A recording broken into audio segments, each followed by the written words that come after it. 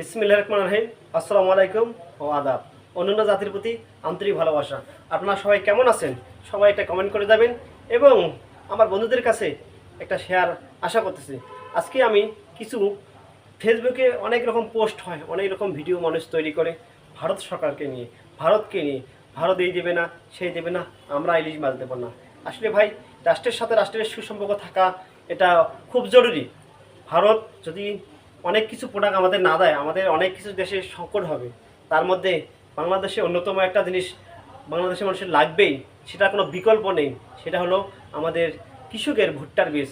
এই ভুট্টার বীজ বাংলাদেশ থেকে যত কোম্পানি আছে সবাই ইন্ডিয়া থেকে বীজ আনে, কিছু কোম্পানি আনে থাইল্যান্ড থেকে। কিন্তু আমাদের যে উত্তরাঞ্চল লালমনিরহাট জেলা, নীলফামারী, কুড়িগ্রাম, এইখানে কিন্তু থাইল্যান্ডের বীজগুলো তেমন মার্কেট নেই এবং ইন্ডিয়ান বীজগুলো খুব ভালো ফলন দেয়। এই ইন্ডিয়ায় যদি একবার মনে করে এই ভুট্টার বীজ যদি আমাদেরকে না দেয়, তাহলে আমরা আমাদের এলাকার কৃষক, আমাদের সারের ব্যবসা ধস নেমে যাবে।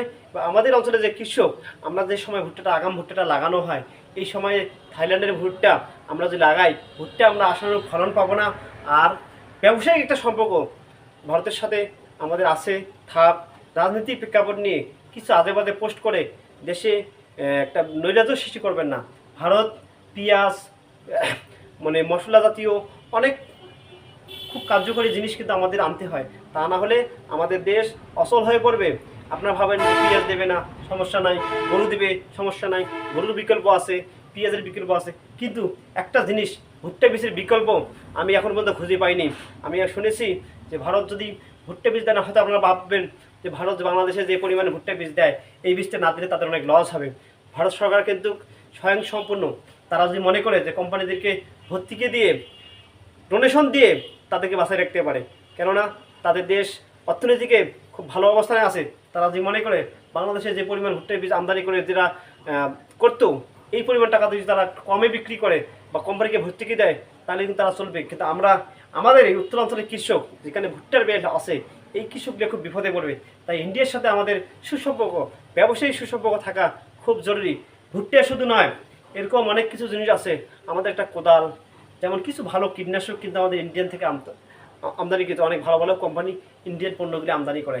আমাদের যে কৃষি পণ্যগুলো আছে, এগুলো কিন্তু সব বিদেশ থেকে আনা যায়।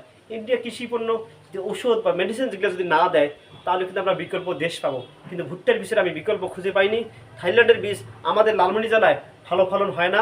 তাদের ব্র্যাকের বীজ, থাইল্যান্ডের বীজ যাই বলি, ব্র্যাকের এখন কিছু আপডেট প্রোডাক্ট বাইরে হয়েছে হয়তো, কিন্তু ভারতে যদি ভুট্টার বীজ না দেয়, আমাদের দেশ ভুট্টার যে একটা খাদ্য উৎপাদন করা হয়, পোলট্রি ফিড, খাবারের কিছু মিশ্রণও হয় এবং এটা অনেকটা চড়ামূল্য হয়ে যাবে।